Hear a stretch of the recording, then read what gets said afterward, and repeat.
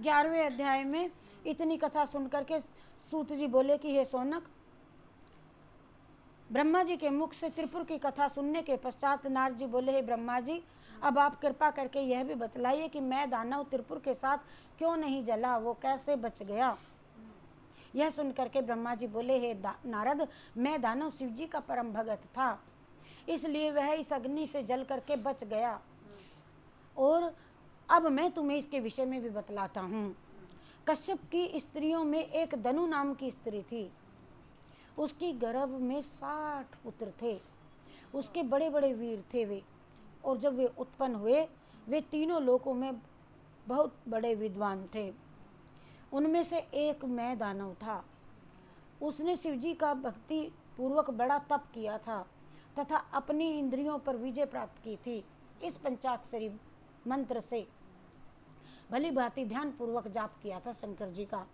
वह गर्मियों में अग्नि में तप करके, वर्षा में खुले में और बर्फ में शीतकाल में जल में बैठ करके कठिन तपस्या किया करता था।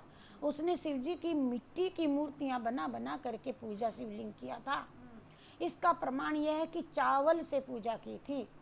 बिल्व पत्र और अनेक रंग के सुगंधित पुष्प चढ़ाए। वह स्थिर होकर के दृढ़ आसन पर एवं ध्यान से श्वास को रोक करके बैठ गया। तब शिवजी ने प्रकट होकर के उसको कहा था कि वरदान मांग लो। तो वरदान मांगने के लिए कहा, परंतु उसने शिवजी के इस वचन को सुना ही नहीं, ध्यान में था। यह देखकर शिवजी ने अपनी मूर्ति को मैं के ध्यान में खींच लिया। और उस समय मैंने आश्चर्यचकित होकर के जब नेत्र खोल दिए तो देखा कि सामने शिवजी खड़े थे।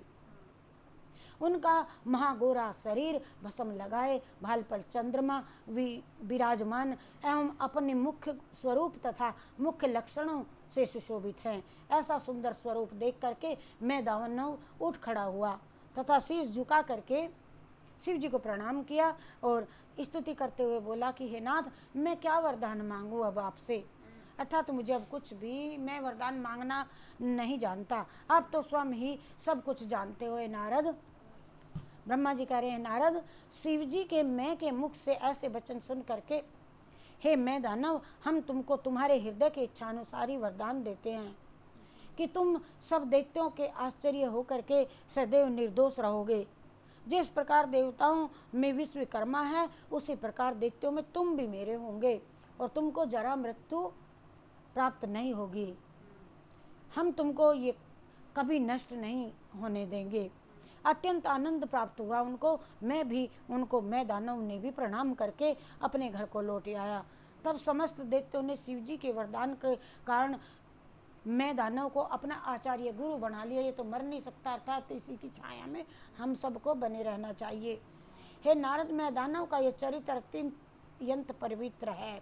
यह सुनते तथा सुनाने वाले को भी, जो सुनता है उसको भी, जो सुनाता है उसको भी मैं दानव के समान ही बना देता है। ये चरित्र जो इसे पढ़ता है और उसकी बुद्धि कभी नष्ट नहीं होती।